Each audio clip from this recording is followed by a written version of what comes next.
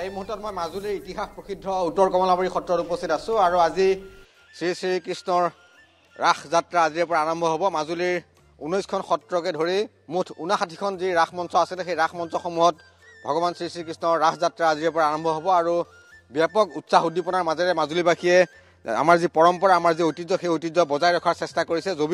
যদিও জুবিনদাৰ মৃত্যুৰ পিছত কিছু ম্লান পৰিছে ৰাসৰ উৎসাহ উদ্দীপনাত, কিন্তু তথাপিও মাজুলীবাসীয়ে পৰম্পৰা ৰক্ষাৰ বাবে চেষ্টাৰ ক্ৰুটি কৰা নাই। আৰু এই মুহূৰ্তত মই উত্তৰ কমলাবাৰী সত্ৰৰ পৰিৱেশ দেখুৱাইছোঁ। ইতিমধ্যে যিটো বিশাল মঞ্চ আছিলে ইয়াতে সন্ধিয়াৰ পৰা ৰাস মহোৎসৱ অনুষ্ঠিত হ'ব। দিনৰ ভাগত আধ্যাত্মিক নীতি নিয়মৰ মাজেৰে নাম কীৰ্তন হ'ব কেইটামান মুহূৰ্তৰ পাছতেই। আৰু এই মুহূৰ্তত আমি মঞ্চৰ পৰিৱেশ মই দেখুৱাইছোঁ। আৰু ইতিমধ্যে যিসমূহ মাজুলীৰ সত্ৰ আছিলে সত্ৰত উদাসীন বৈষ্ণৱসকলে ৰাস মঞ্চস্থ কৰিব প্ৰত্যেকখন ৰাস মঞ্চত। ইয়াৰ বিপৰীতে যিসমূহ স্থায়ী অস্থায়ী গাঁৱৰ মঞ্চ আছিলে সেই মঞ্চসমূহত গাঁৱৰ যুৱক যুৱতী বয়োজ্যেষ্ঠ লোকসকলে ৰাস মঞ্চস্থ কৰিব আৰু তাৰ বাবে সকলো প্ৰস্তুতি সম্পূৰ্ণ কৰি তুলিছে। আৰু ইতিমধ্যেই বিভিন্ন দেশৰ পৰা কেইবাগৰাকীও বিদেশী পৰ্যটক আহিছে ৰাস দৰ্শন কৰিবলৈ মাজুলীৰ সত্ৰৰ এই ৰাস মঞ্চসমূহত। মই য'ত উপস্থিত আছোঁ এইটো হৈছে মাজুলীৰ উত্তৰ কমলাবাৰী সত্ৰৰ ৰাস মঞ্চ। আৰু এইটো যি আমি বিশাল জলৰাশি দেখুৱাইছোঁ, ইয়াতেই নিশাৰ ভাগত ভগৱান শ্ৰীকৃষ্ণই ইয়াত ৰাধাৰ সৈতে ৰাস ক্ৰীড়া কৰিব। আৰু ইয়াতেই যি কালী দমনৰ দৃশ্য সেই কালী দমনৰ দৃশ্য নিশাৰ ভাগত বিশেষ পদ্ধতিৰে ইয়াত দেখুওৱা হ'ব, এই জলৰাশিত দেখুওৱা হ'ব। আৰু ইয়াত উত্তৰ কমলাবাৰী সত্ৰৰ ৰাস বুলি ক'লে ইতিমধ্যেই মুকলি ৰাস। ইয়াত চাবলৈ কোনো টকা পইচাৰ প্ৰয়োজন নহয়। ইয়াত খোৱা বোৱাৰ ব্যৱস্থা কৰে সত্ৰৰ বৈষ্ণৱসকলে, সত্ৰৰ সত্ৰাধিকাৰগৰাকীয়ে। গতিকে মাজুলীৰ কেইবাখনো ৰাস মঞ্চ এইবাৰ জুবিন গাৰ্গৰ নামত উৎসৰ্গিত কৰা হৈছে। মাজুলীৰ দৰিয়াপাৰৰ যি খেলপথাৰ আছে সেই দৰিয়াপাৰৰ খেলপথাৰৰ ৰাস মঞ্চত এইবাৰ জুবিন গাৰ্গৰ নামত উৎসৰ্গা কৰা হৈছে। তাত আপোনালোকে বিনামূলীয়াকৈ ৰাস দৰ্শন কৰিব পাৰিব। ঠিক সেইদৰে মাজুলীৰ চামগুৰি সত্ৰ, দক্ষিণপাট সত্ৰ, বেঙেনাআটী সত্ৰ, বিভিন্ন সত্ৰত ৰাস দৰ্শন কৰিব পাৰিব, মুকলি ৰাস দৰ্শন কৰিব পাৰিব। আৰু আটাইতকৈ গুৰুত্বপূৰ্ণ কথাটো হ'ল যে মাজুলীৰ আজিৰে পৰা যিহেতু শৰতৰ যিটো পবিত্ৰ আজি পূৰ্ণিমা, আজিৰে পৰাই ভগৱান শ্ৰীকৃষ্ণৰ ৰাস যাত্ৰা আৰম্ভ হ'ব।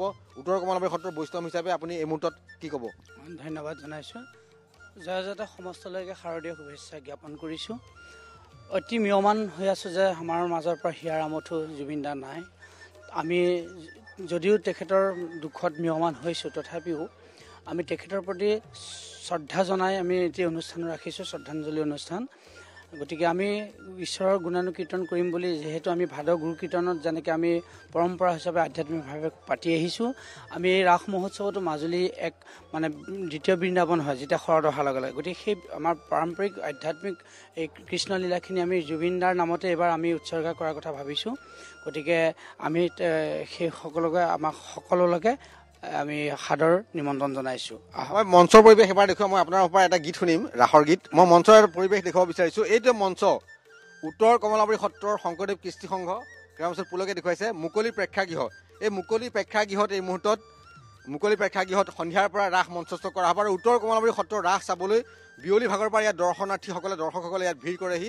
আৰু এয়া হৈছে উত্তৰ কমলাবাৰী সত্ৰৰ বৈশিষ্ট্য। সত্ৰাধিকাৰগৰাকী কেইটামান মুহূৰ্তৰ পিছতে ইয়ালৈ আহিব। যিসকল অভিনেতা আছে সত্ৰৰ উদাসীন বৈষ্ণৱসকলে ইয়াত তেওঁলোকে ৰাস মঞ্চস্থ কৰিব। আৰু উদাসীন বৈষ্ণৱসকলৰ ইয়াত তেওঁলোকৰ অভিনয়েৰে সন্ধিয়াৰ পৰা ৰাস উদ্ভাসিত হ'ব। আৰু মই এটা পৰিৱেশ দেখুৱাইছোঁ, এই মুহূৰ্তত মই দেখুৱাইছোঁ সত্ৰৰ মঞ্চসমূহ ইয়াত সজাই পৰাই তোলা হৈছে। ইয়াতেই সন্ধিয়া ৰাস মঞ্চস্থ কৰা হ'ব, প্ৰস্তুতি সম্পূৰ্ণ কৰি তোলা হৈছে। এতিয়া কি কাম কৰি থকা হৈছে? এতিয়া বৰ্তমান আমি দধিমথনৰ মানে এই লণীচূড় কৃষ্ণ মানে মলাবোৰ মানে আমি ঠিক কৰি থকা হৈছে। আৰু মানে এই কাপোৰখিনি আধৰুৱা হৈ আছিলে সেইখিনি মানে ঠিক কৰা হৈছে। আমি মানে সম্পূৰ্ণ প্ৰায় কাম হৈ গ'ল আৰু মানে 10% কাম আছে। সেইখিনি মানে আমি ভাবিছোঁ 12টা বজাৰ আগত কৰি মেলি শেষকৈ দিম। মই আপোনাৰ ওচৰলৈ আহিছোঁ। ৰাসৰ উত্তৰ কমলাবাৰী সত্ৰৰ ৰাস সম্পূৰ্ণ কেলিগোপাল নাটৰ ৰাস ইয়াত হয়, অংকীয়া ভাষাত ইয়াত ৰাস হয়, নহয়নে? এটা শুনিম কিবা। আমাৰ কেলিগোপালৰ যি মানে নাটক আছে, এনে কেলিগোপালৰ বুলি ক'লে চবেই জানে ছিংগাৰ ৰসৰ প্ৰাধান্য হয়। এতিয়া আমি ছিংগাৰ ৰসৰে এটি গীত অকণমান জাষ্ট আপোনালোকক শুনাইছোঁ। আৰে শ্যাম মূৰুতিপিত